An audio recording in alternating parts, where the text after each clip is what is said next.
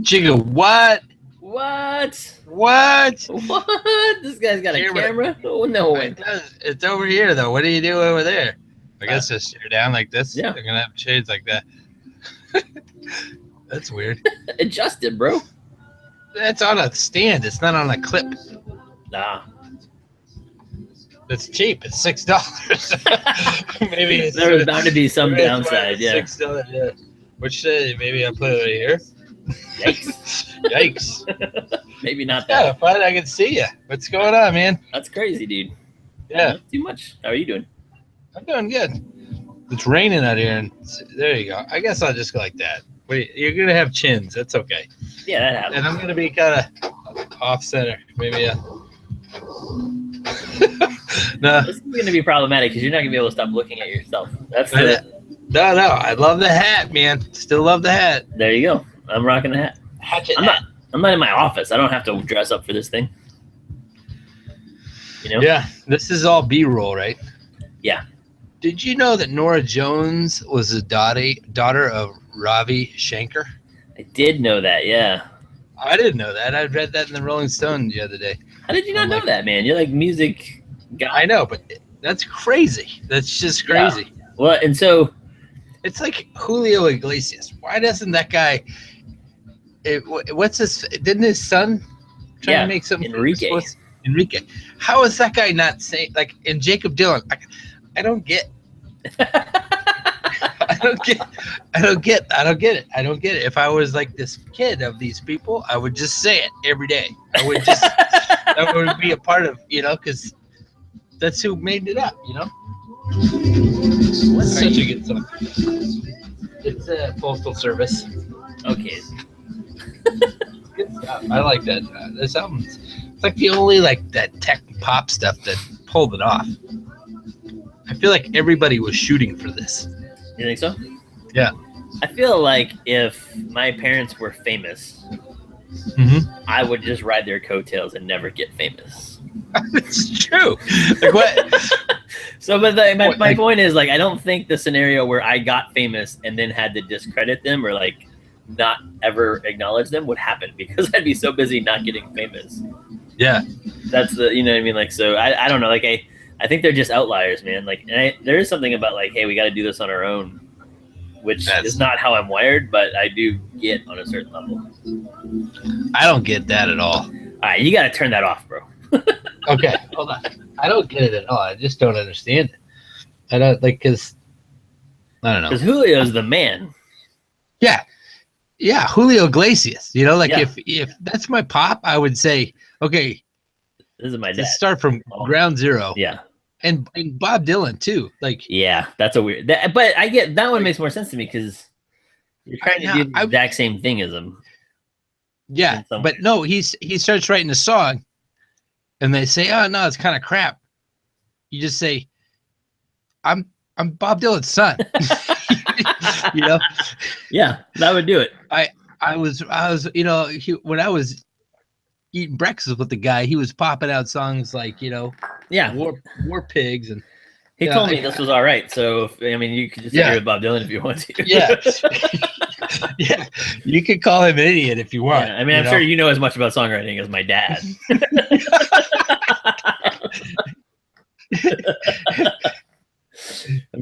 Who does it right is Dave Grohl. Like I've seen some like just B-roll footage of him just shooting the breeze with his Foo Fighters, and like whenever he feels like disrespected, he'll often, like in this one video I was watching of him, he'd often, I was in Nirvana, the Nirvana of the 90s, and I just like that's what you would do. That's how you play it. Yeah. That's how you play it. Anywho, we should get to this. We should get to Five best. It's November 6th, 2016. And we are coming at you, not live, but we do a podcast. I'm Jason. That's my friend Greg. We're recording live. Recording live. Greg's the mastermind, and he records this all and puts it on the World Wide Web as a podcast. And if you like it, or make sure you let people know about it and subscribe to it, and then also, rate it and give it high ratings, and it'll spread like wildfire. And this is just Greg. We're both pastors. He's down in San Antonio. I'm up here in Muskegon, Michigan. And we've been friends for a little under a decade, maybe around a decade. I don't even know. Yeah, maybe right at a decade now. A little over. Yeah. A little over, maybe. Yeah. So we just get together once a week and we just go over the 5, not necessarily best things and not necessarily in any order, just 5 things that have come across our scope of vision. Yeah. And we want to bring it up and talk about it together as friends. And so it's mainly a reason to check in as friends and keep doing life together, even though we're separated by some miles. But I love the way this guy thinks, and he likes to laugh at me, so we're a perfect combo. We're just gonna keep on doing it. Is it my week? It's my week. It is your week, right? Yeah. Episode 31. So here we go. I'm starting off as no particular order, but I think this one is, I don't know, it might be my just number one thing. The Cubs coming, because it was a weird week because there were a lot of stuff that happened to me right after we podcasted last week. Yeah. So I filled up my top 5 with, I think, by Friday. But so my number 1 was actually when Jimmy Kimmel, I don't know if you've been following Jimmy Kimmel, but he's got this Cubs fan that the news found in Chicago, and he's just kind of put him on a pedestal. He's just grown man, and he weeps. His thing is, he's so connected to the Cubs, he just cries. He's just like, when they won their first or second game, I forget which one. I think it was their first. It was their first game that they won. That he was just caught on camera, the news camera, he was just weeping. He's like bawling like a child.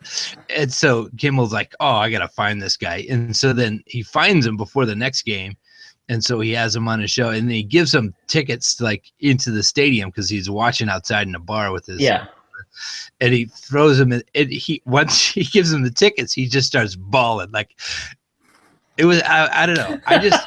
You love guys who cry. That's the short of this story. That's the short of the story. And I took my son to a Cubs game, so it'd be cool. Like the 1 year this first time I went to Wrigley was this year, and it would be cool if they won this thing. But it's just so cool to see this roller coaster, even if they don't win the 6th game. But that last night's game was, I don't know if it just piled on top of it. It is by far the best thing that I've experienced this week. It's just so cool to see baseball.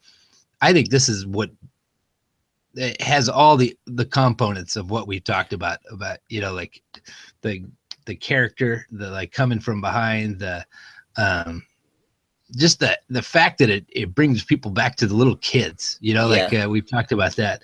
I just have like, you see these grown men, dancing.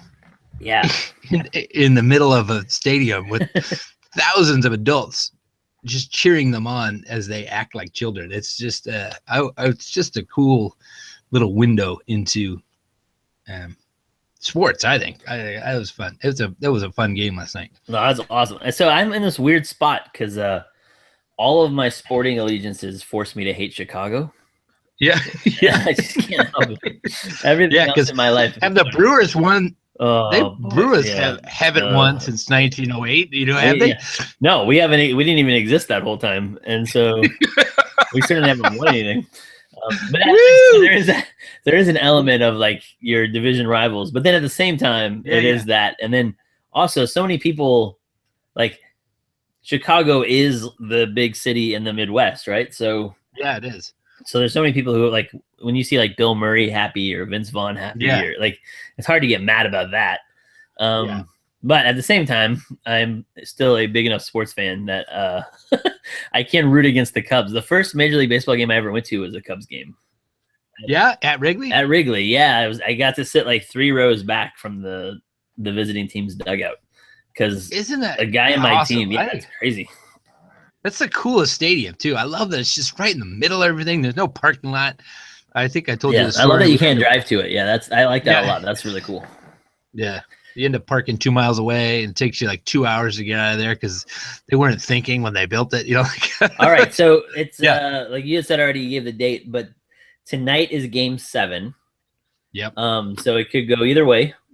The Cubs really hit the ball well last night, so that makes you wonder if they're going to hit again tonight. But the Indians pitching has been ridiculous. It has. And what do you think? What happens tonight? Because by the time you guys listen to this podcast, it'll already be over. Yeah, my guess is the Indians are going to win. Really? Yeah, I think the Indians are going to win just because whenever I root something, usually it goes terribly wrong. It goes the other way. And you remember Wilson? We used to work. Yeah. That guy loves the Indians. He loves the Indians. So I kind of just, and he lives or dies. Like I remember whenever the Spurs would lose. Oh man. He'd go into like legit depression. I'm like, I don't know. Are you gonna come back? So I kind of fear for if the Cleveland Indians lose. Wilson Nicholson, maybe. I don't know. Maybe no more. maybe he'll just cease to exist. There is this weird dynamic too, where Cleveland hadn't won anything as a city in forever, and now they might win 2 championships in 6 months or something. It's like, this is ridiculous. Yeah, and then there is a soft. I love the Cubs just because. I don't know, just because I went to the game and it reminds me of childhood and all that stuff. It was just and Rookie of the Year and all that. Yeah, all that jazz. But the Major League, Yeah, Major League is the best baseball movie, maybe. Yeah, it is the best movie. And I'm fine with however it plays out. I'm excited that it's not the best. That's not the best. You think what's the best baseball movie? I think The Natural. That's my. The Natural is really good. The Natural is really good. I think Major League is up there though. I don't know, Yeah. There's some elements to The Natural I did not understand as a child when I watched that movie that I've gone back and watched as an adult and been like, oh no, this is way worse than I thought as a kid. I'm a sucker for Field of Dreams. I'll admit that out loud. Field of Dreams is a good one. Bull Durham is amazing. Bull Durham is probably the best baseball. I never really got into Bull Durham. I don't know. Yeah. Well, but that happens. Yeah. Occasionally you and I disagree on these things. Yeah. I mean, maybe I'll go back. I know every baseball player that I know, and they say Bull Durham. Yeah, baseball people, it's kind of like the college football kids. They all love Rudy. Yeah. So I don't know. Yeah, I think Bull Durham is probably it for me. But then I do really I like all of them. I love baseball movies, so me too. I'm in on that. But. So whatever. If you go Natural, I'm not going to get too mad. Did you ever watch that show Pitch? Did you ever give it a shot? I told you a couple weeks ago. I got into it. I really like it. You were spot on that one. Yeah, it was a good curveball right there at the beginning, right? Yeah, right away. And the latest one, the last one was a really sad curveball too. Yeah, that was good. I like what they're doing with that, where they're slowly revealing some of that stuff. Yeah. No, all right, hit me with your one. Hit me your one. All right, let's see. Which one do I want to go with first? All right, I might as well get this one out of the way so you can laugh at me right at the beginning, and then we can be done with it. All right, let's do it. This is my confession time as well as one of my 5 best. I like this. This is role reversal. Usually, I'm the guilty pleasure guy. This is the kind of thing I make fun of you for, and I'm just gonna have to say it out loud. I'm gonna rip the Band-Aid off. I really like The Voice this season. I don't know why. That one actually hurt. I didn't know that I could physically feel pain via Skype or something. It pains me to say it out loud, but I've legitimately and I think I've tried to rationalize it a bunch. Yeah. I don't know if the universe can go back. I don't know. I don't know what to do with it either. There's a couple of things that are helping. Really? This is incredible. Yeah. Okay. So I watched the first 2 seasons of that when it first came out with my wife. Because my wife loves music and whatever. My wife is not watching that show now. I'm watching it. I just sit down and watch it. I like it. There's a couple of things that are happening that I enjoy a lot. One is I always like Adam Levine. He's a really good on that show. And Did I ever tell you, he had a band before Maroon 5 is called Kara's Flowers. Look it up. It's with the K. K-A-R-A. Kara's Flowers. They're very they put out 1 disc. And I think it's better than all the Maroon 5 stuff. But it's just because I don't really like Maroon 5 by any means. It's basically a Beatles cover band. Like it's just okay. If the Beatles were to get back together in the that's 90s, what they'd sound like. Yeah, keep going. Sorry, but I like him. Like he's somebody that's like whenever I watch him, I'm like, man, I'd like to hang out with this guy for a little while. Yeah. So there's that dynamic that's going on, and then I really don't like Miley Cyrus at all. She's on this show this year, but Alicia Keys is really good. Alicia Keys. Yeah, Alicia Keys is really good.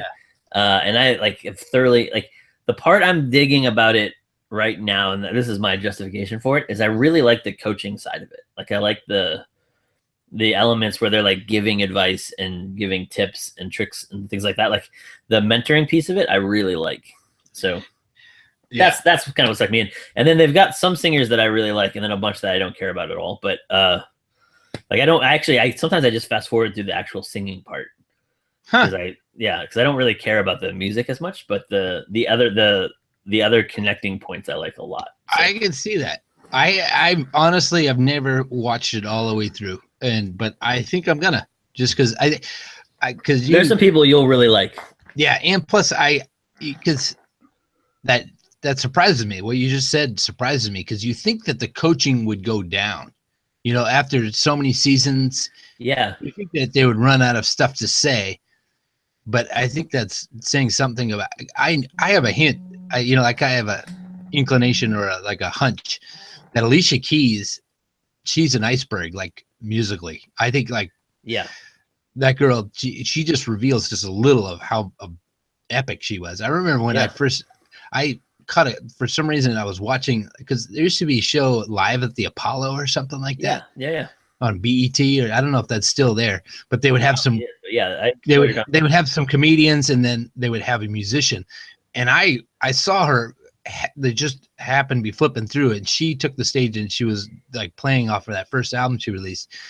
And the CD does no justice to how freaking epic that woman was. Yeah. She just blew it off. You could tell that she knows her instrument and she knows her voice. Like intense. So, and it's pretty amazing.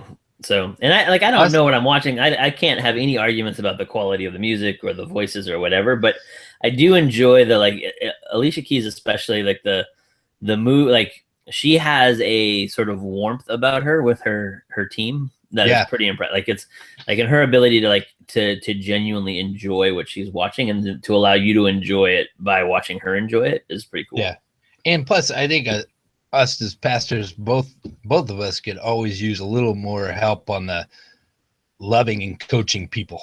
Yeah, no, for sure. For sure. And just a little tidbit of information. I remember when American Idol first came out, and it was made public that it's the most, and I bet you it's same with The Voice. It's the most racially diverse audience. Oh yeah, for sure. That would make sense. Yeah. Isn't that crazy? I think that's cool about. I think that's just like a testament, like a little shout out to God's creation of music. That always comes up, but it's just so cool how music can unite people. It is cool, and I'm just happy to have confessed it and moved past it now. But you might even sold me. I might try The Voice. I know there's a lot. That's cool. That's gosh. Every time I think you're. Not gonna surprise me, challenge me. That's a pretty cool one. That's interesting. That would shock me. Okay, my number 2 is a toss-up because I wanted to be at least a little music. I think I'll go with one. I'll go with one and leave out the other, just because I'll go with Crowder's new album. David Crowder just came out with a new album. I think it's called American Prodigal. I think is Prodigal. Yeah, I'm not sure. Sounds right. And first listen, it was okay. I thought it was just because he was with his band forever. Yeah. And then he broke up his band and he came out with Neon Steeple. And Neon Steeple has like 2 good songs on it. And the rest of it's kind of just him trying to find out that he's not hip hop, or something. I don't know that's wrong with that album. But this one, he hits it. Like I think he's figured out what he was going for. And it's a solid album from beginning to end. Nice. And I like there's kind of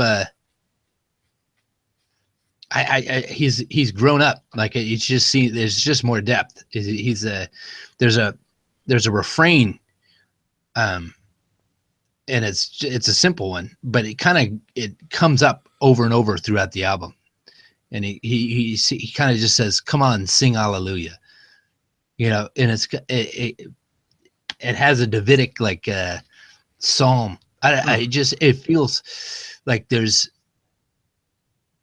it's almost like a concept album in that there's all these valleys and these mountaintops, but through it all, he's simply asking us, hey, praise God with me, through this. That's cool. I really like the album. It's really good. Well, in the world, the Christian world's a better place when David Crowder is writing good music. Yeah, There's true. No question about that. Hey, you raised a dilemma for me. I want to hear. You get to choose one of these options. Okay. When someone becomes so famous that whatever album they release is automatically going to sell a certain amount of albums. Yeah. Right. I don't know what the numbers are, but basically they're big enough that whatever they release, good or bad, is going to be bought either way. Right. Yeah. Okay, so given that, do you think, well, the two options are they make a terrible album because they're experimenting? Yeah. Or they make a brilliant album because they finally know who they are and there's no pressure. Which one do you think happens more often? I think the former. Which means what? I think the former. I think the what you said first. I think it happens more often that they feel the pressure and they make a terrible album. Why do you think that is? I don't know. I honestly don't know. But you reminded me of it when you were explaining Neon Steeple. Like it's like whatever Crowder puts out is going to sell.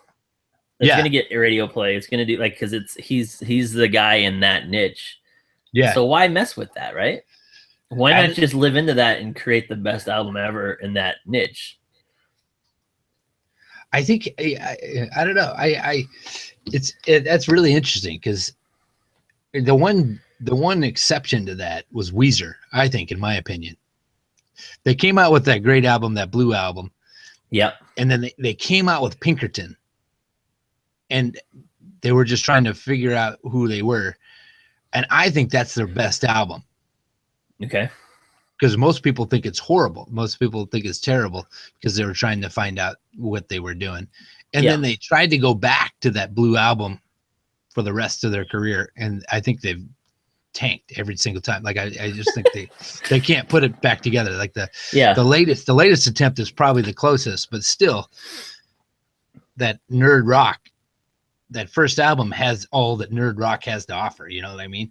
But the second album, they're diving into like questions. So maybe I should give Neon Steeple a second listen. Because there is something cool about when you're trying to figure out who you are. I don't know. Maybe okay. So here's the parallel in my world. Yeah. That I'm curious about too. So, can you only be really creative or really write amazing stuff when you haven't figured it out yet? So like as writers, who writes their best novel late, right? Yeah. If they've already written another great novel. I don't know. Like I'm sure there's people we're not thinking of. But it definitely seems like the trend is you write a couple of things to figure out how to do it, and then you write your great novel, and then you never come close to that again. Yeah. But there's the exceptions that, they write the amazing stuff. They work through they work like Pearl Jam. I was thinking of Pearl Jam. I think their second album is their best album because they did 10. That was epic. Second album versus just ridiculous. And then I think they just spent a number of years, right, like putting out albums with like 3 or 4 good songs and 4 or 5 songs. But then I think now they've come back and they're old and they're wise. And I think there's there's depth behind every single song. I think the Lightning Bolt album was ridiculous. I thought it was a really, really good album. U2 is a little bit that way. So yeah. Actually, now you bring that one up, but anywho, what does that mean to us as pastors? You know what I mean? I have no idea. Yeah, I'm just curious about it. Like it's intriguing because I feel like personally, if I knew whatever I put out there would have I would be able to make enough money to live on, and I wouldn't have to worry about selling copies or selling out stadiums or whatever. But whatever we did was on it. Like if somebody just said, "Hey, this podcast, as soon as you record it, 1 million people are going to listen to it, and you're going to get paid the rest of your life off of it." I feel like that would free us up to do really fun, crazy stuff. Maybe that's what happens. Maybe they feel like, "Hey, the commercial stuff is off the table now. I don't have to worry about that. I can do what I've always really wanted to do." But I feel like we would find our wheelhouse pretty quick, right? Yeah. I don't know, maybe not.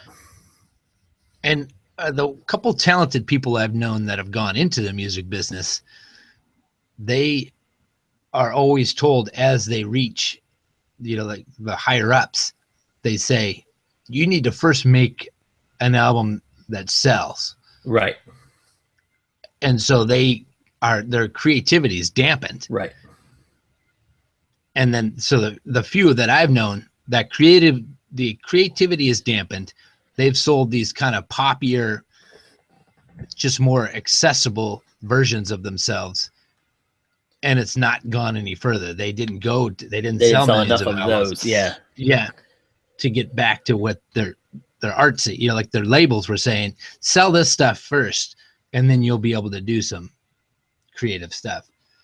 But they've always gone back to the drawing board, like, okay. And I think one's a teacher now, and one's I don't even know what the other guy's, an IT guy. But yeah. Okay, that's good. Well, that was my 2, right? All right, yeah. So my second one's an easy one also. It's not confessional, but I like Halloween candy. We talk about this every once in a while about like the kinds of candy for different seasons. And one of the things I love is that Halloween doesn't even bother for the most part. They just say, we're going to take whatever candy is already out there. We're just going to make it smaller and you can eat more of it. And that's like, you don't get like chocolate covered pumpkins and all that crap. You just get a smaller Snickers. I'm in on that. Like that's what I want. Let's do that. Like I think Halloween got it figured out. They just went totally commercial. They're not holding back anything.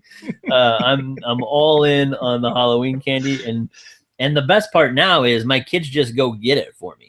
Like, I don't even have to go with go walk the neighborhood and have strangers give you candy and bring it home, and then I'll eat half of it. Yeah, I like that. I like the candy Halloween. The exception is like candy corn, which I don't really love. But that's disgusting. That stuff's gross.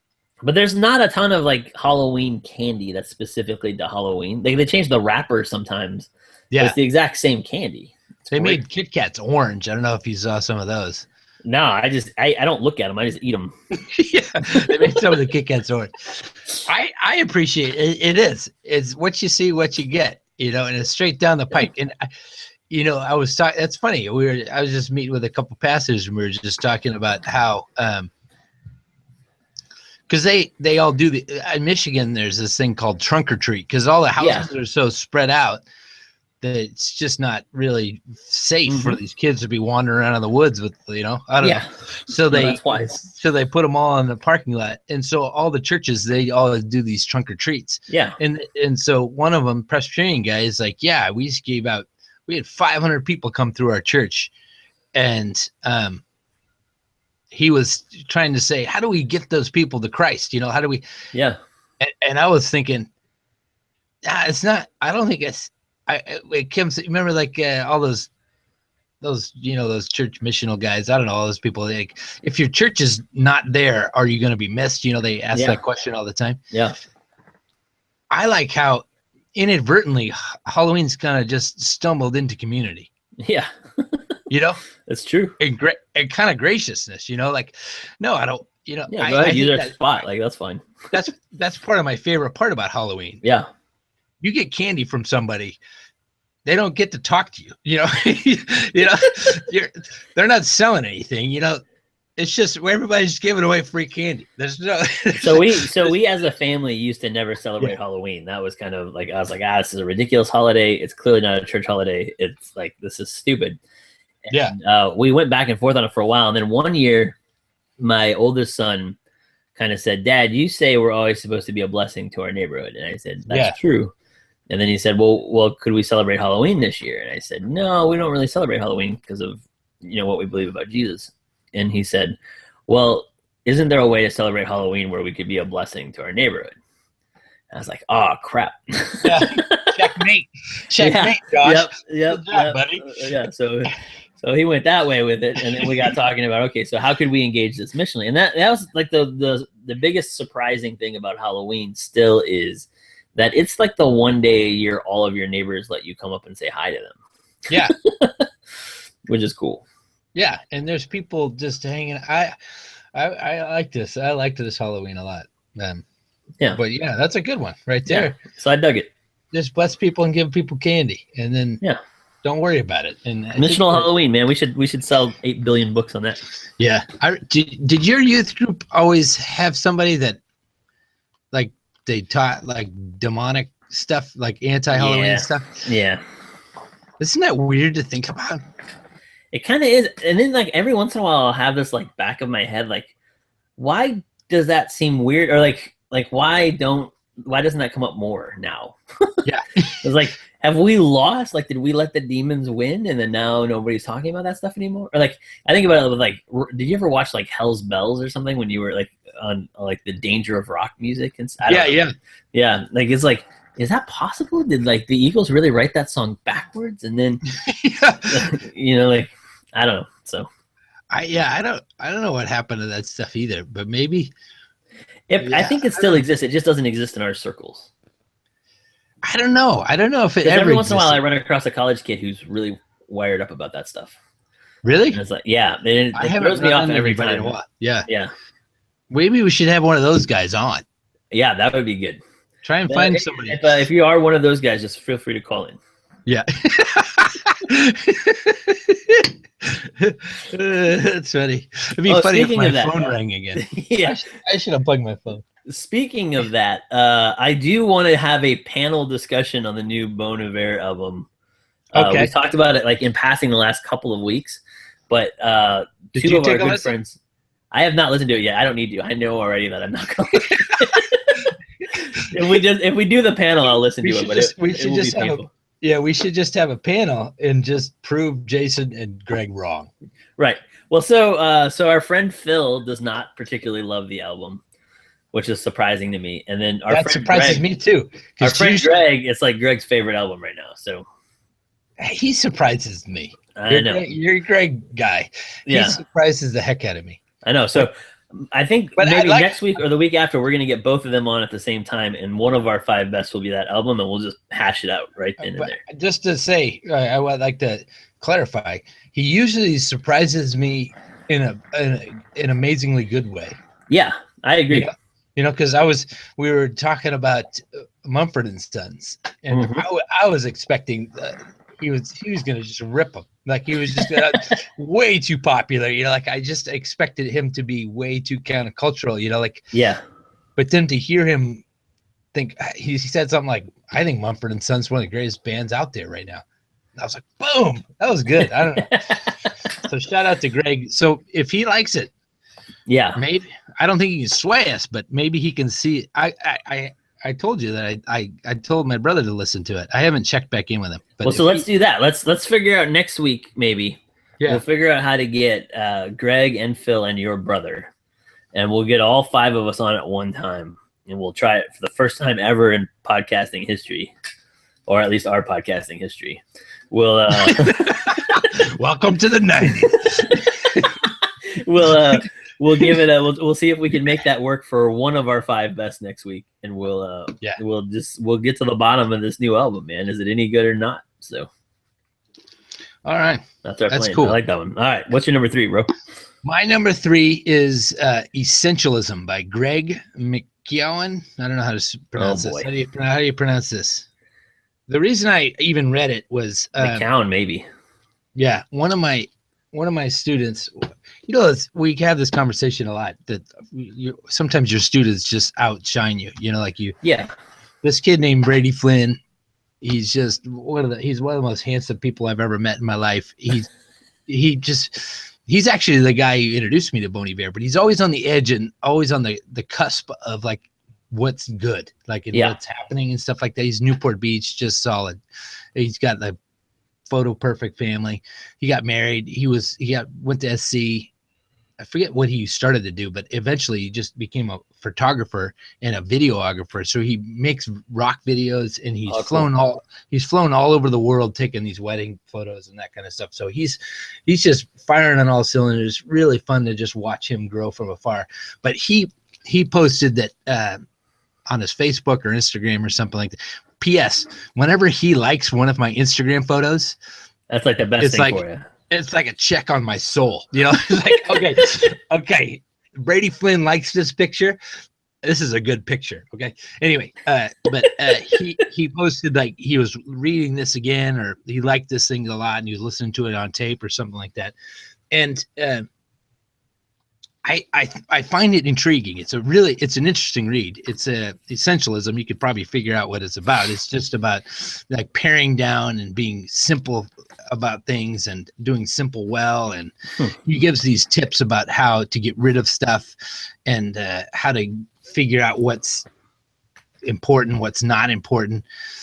He has quotes like, if it isn't a clear yes, then it's a clear no, you know, when making decisions and prioritizing things in your time. And it kind of brings me back to last week's conversation about your pragmatist, you know, quote about if, you know, everybody's supposed to be a pragmatist. It's interesting because this comes from a place where it's trying to, you know, I would think that whoever wrote this Greg guy, probably he would say he fully endorses what your pragmatist quote.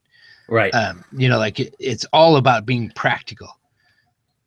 But yeah, it's contradictory at its core. You know what I mean? Like it's interesting that as these guys, this guy's he's not. I don't want to judge him or anything, but I don't think he's a believer. I don't think he's following. You know, like he's not esteeming the Bible as God's word. Right. And but he's somehow it's like two opposing forces are at the very center of his argument. His argument is we're going to be happier if we get rid of more stuff. If we get rid of more stuff and say yes to the right stuff. Right. But his thing that's going against that is you're going to be truly at peace when you've lowered yourself. Like it's like he stumbled across Jesus's teachings, and Jesus's teachings are so impractical. I don't know. It's just it's weird to see somebody coming to the same conclusions for the wrong reasons, you know, like, I don't know. Yeah, it happens a lot. And one of the things is that book in particular is one of like, there's just a whole train of these books coming out right now that I keep seeing on Instagram and with other friends of this idea of simplifying. And probably what it means, at least, is that as a culture, we've topped out. Right, like we've hit the place of like you can only have so much stuff. Yeah. Right, and and what's so here would be, if I was deconstructing it completely, I think it feels like there was a time in our culture where luxury and wealth was about having more stuff. Yeah. And it's now turned the edge to luxury and leisure are about having less stuff. But the stuff you have is better. Yeah. So it's you know, like it's it's but I don't know when that change happened, but sometime in the last 15 or 20 years probably it's moved that direction, and now even more so, like, so that it's cool to have less, but the stuff that you have that's less is actually worth more than all the stuff you would have had before. Yeah. It's weird. It's because it's funny how much this comes up, but it all comes back to your question to Rich. How is that not consumerism? It's exactly that. It's because I think like if you're following the timeline, more is more. It was kind of the thing. Like it was like we're gonna try and receive like because you remember we had the discussion. This is back before podcasting, but remember The Pursuit of Happiness, that movie? It was the pursuit of more stuff was really happiness. You remember that Pursuit of Happiness, whatever? Yep.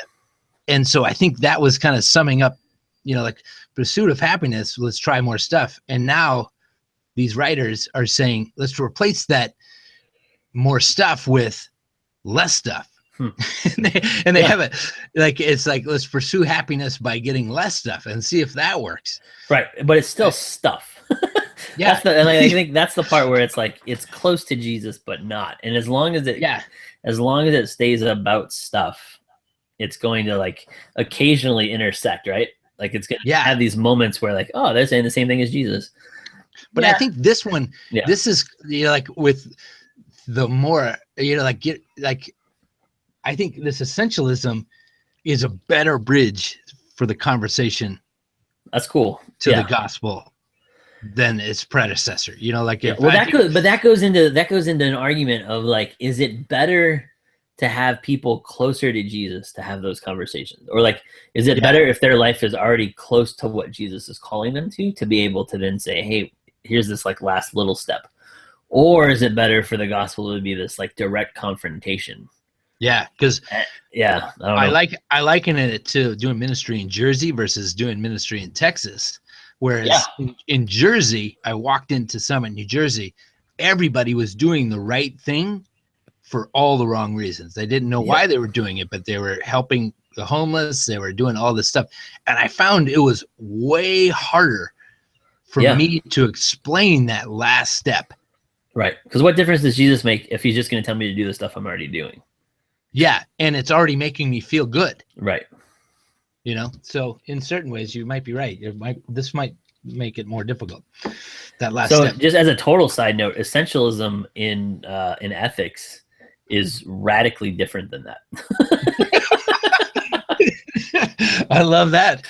Yeah. So essentialism it's not radically different, but the idea is you take any action down to its like barest bones. So it's similar. Like it's just in ethics, it's ground of meaning stuff. Right. Yeah. So like if you were to take like corporal punishment or something, or like capital punishment, and you're gonna kill somebody with a shot, right? Essentially all you're doing is stabbing a person with a needle. Yeah. And so like that can't be wrong, right? Like on a certain level, like we stab people with needles all the time and it's really positive. So why would this one be? Right. So that's an overstated case of what essentialism is in ethics, but so it's kind of similar. I guess you'd strip it down to its barest parts, but maybe essentialism, this book would be a bridge to essentialism, the ethics idea. And then you'd read Bonhoeffer by ethics and boom. And then everybody wins. And the crowd goes wild. The Cubs win the pennant. All right, this is a quick one for me. I'll go fast. One of my favorite novelists is a guy named Michael Conley. Okay. And he writes crime thrillers, kind of. Did he write novels? Hunt for Red October? No, that's Tom Clancy. No, I think that's Grisham. No. It's Tom Clancy. Do you remember 30 Rock, John Grisham? the rural juror. All right, keep going. You were talking about Michael Conley. You might like him because he writes from LA all the time. Like that's his. Oh, cool. So he wrote like the movie The Lincoln Lawyer. He writes the Harry Bosch novels, which are like Amazon. Like they've turned it into a TV series on Amazon. Really good stuff. I just a shout out because I picked up 2 of his books recently, like in a cheap bin somewhere, and I just like that's a good solid 2 days of reading, and it was just fun. Like, so anyway, I read 2 of his books this last week, and he's a lot of fun to read. And I'm amazed at guys that can do that can just like pound out books like that. I can't figure that one out. But how do they have that many words? Yeah, I don't know. They get in these stories, and then it just kind of unfolds for them. But I don't. That's excellent. What's of the 2? Which one's your favorite? I think the 2 I read were The Burning Room and The Gods of Guilt. I think I like the character in the Harry Bosch novels. I think are better than the Lincoln Lawyer novels. Okay. I think I like the main character better in the Harry Bosch novels.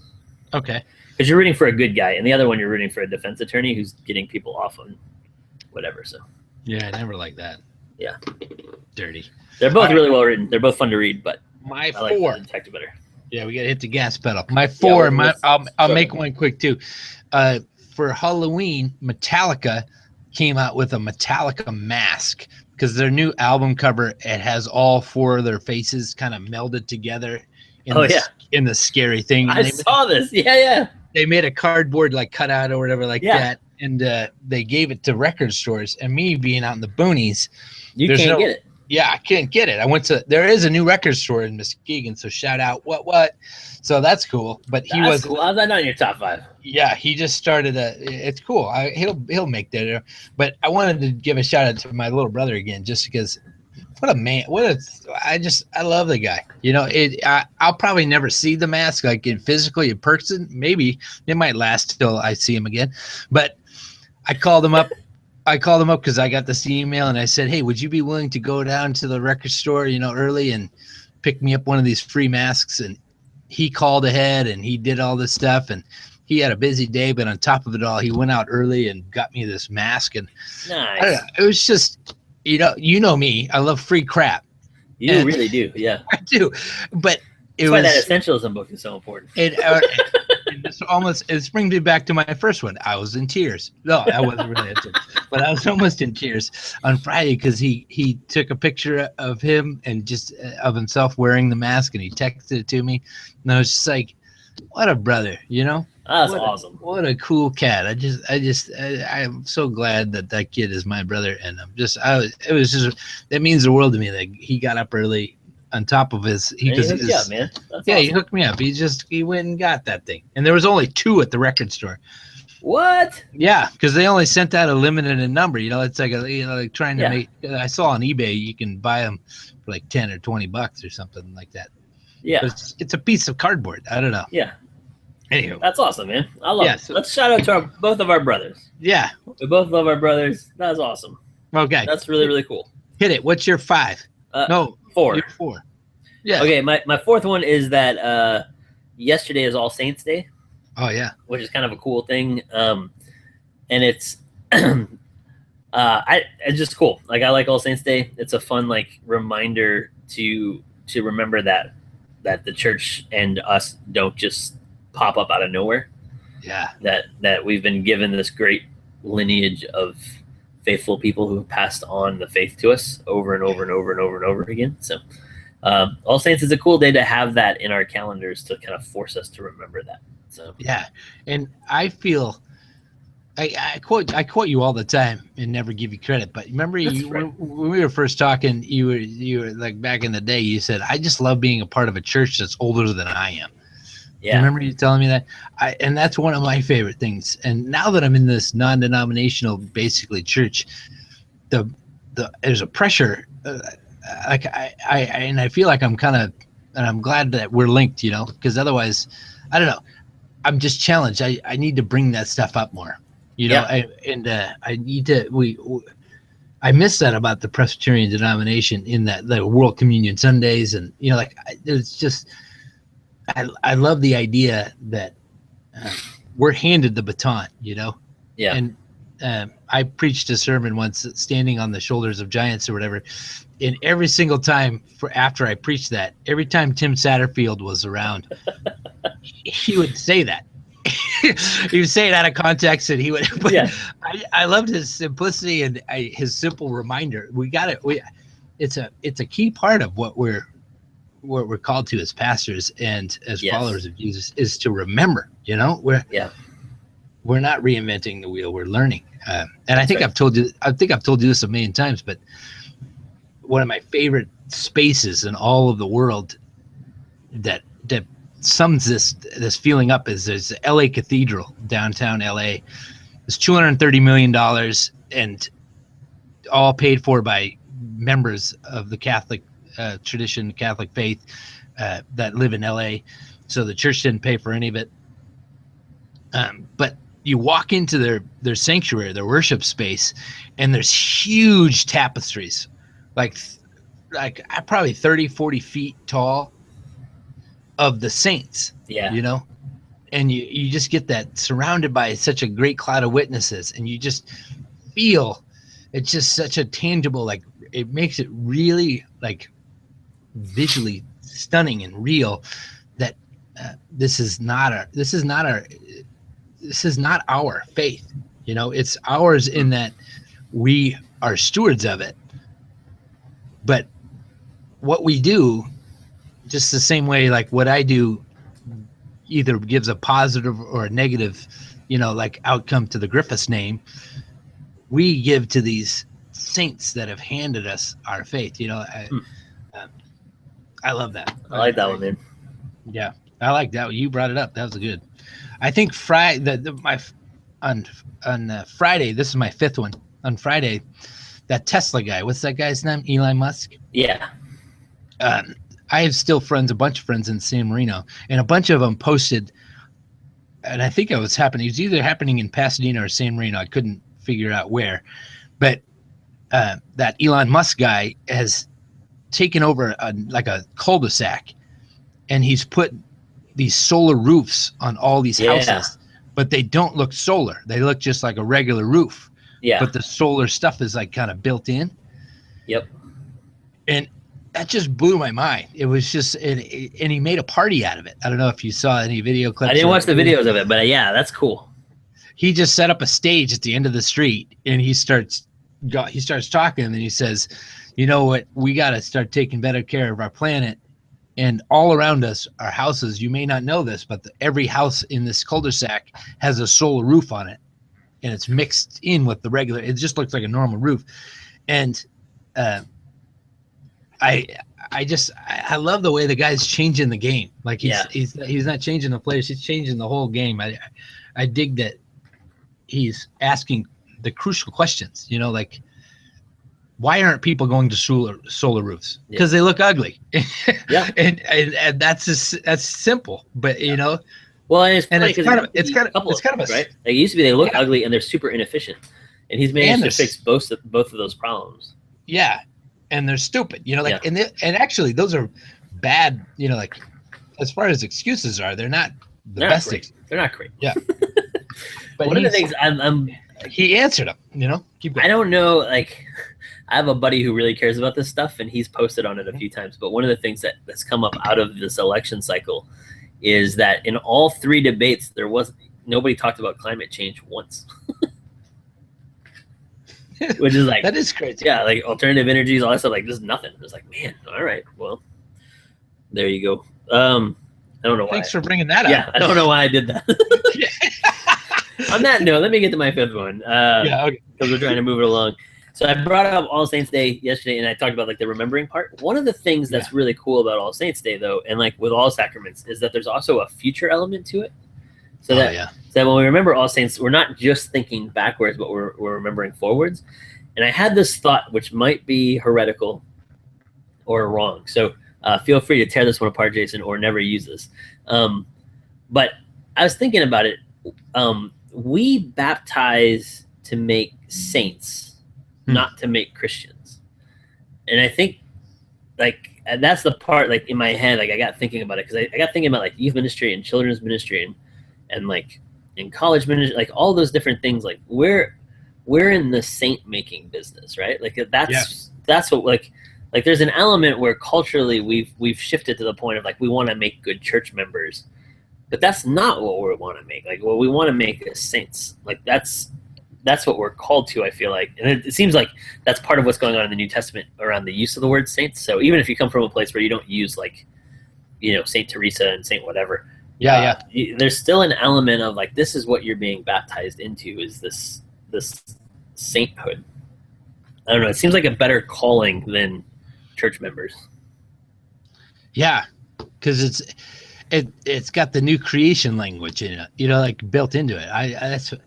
That's what I like about that, living into the future. This is totally tangential, but you ever seen, what's that movie with where Tom Cruise? It's Tom Cruise's funniest movie, and I think it's already come up. It's like the Jungle movie. It's got like black and. Oh yeah. Do you remember? Yeah. Oh, what's the name of that movie? It's Jungle Fever. No, it's Operation something Operation. Hold on. No, it's not Operation. It is too. There's not an operation in it, I don't think. Midnight something. No, it's not. Are we not talking about the same movie? I don't think so. Yours is meant to be a comedy, right? It is a comedy, and it's the greatest. It's like a movie about making a movie. Yeah. No, I know about Vietnam, and it's got Nick Nolte. All right, I'm looking it up now. Keep going. Tell me what your funny part is. Anyway, that movie. There's a funny part of it when the movie's it's flopping and it's going crazy, and Tom Cruise is the executive. Yeah, and he's calling in and he says, "Where's the key grip? Where's the key grip?" And the key grip raises his hand and he goes, "I want you to punch the director right in the face." Just punch him in the face. And it made me, for some reason, that makes me think of like, maybe that's going to be somebody about me when I first get into heaven. You're like, where's Greg Richards? Where's Greg Richards? Find Jason Griffiths and punch him in the face. I don't know who would be calling that out, but there's going to be, I think there's, I wonder if there's Tropic Thunder is the name of the movie. There it is. Tropic Thunder.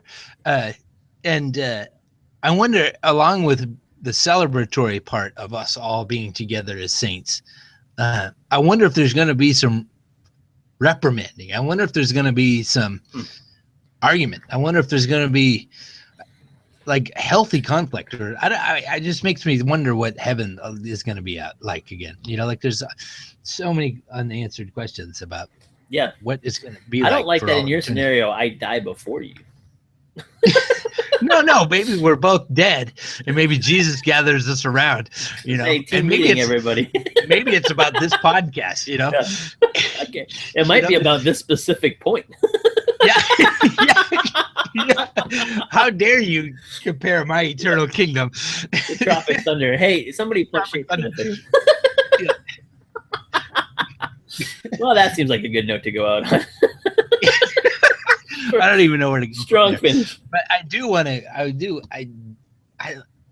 I like all that. The kingdom, the here but not yet. I love that we're like the saint. It bleeds into that. In the new creation, it bleeds into that. Like, the old is gone, the new has come. And there's even the one quote from Gladiator, what we do now is for all of eternity. Sorry to dumb it down or cheapen your amazing no, it's great. point. You went right to Tropic Thunder and Gladiator. So. Can you believe Gladiator won Best Picture, whatever that year was? Oh my gosh. No, I cannot believe that. Isn't that crazy? That's just crazy. And super unrelated, so. Yeah. Well, we've gone way over our time. I hope you've enjoyed our 5 best. If you do, like us. If you don't, just like us anyway. What's it hurt you to like us? Yeah. And then we'll see you next time. Yeah, listen to next week's podcast where we will do a full destruction and validation of Bon Iver's new album. All right. We'll try and set it up. Let's do it. We're going to make it happen. All right. We'll talk to you later. Yeah. All right. Peace.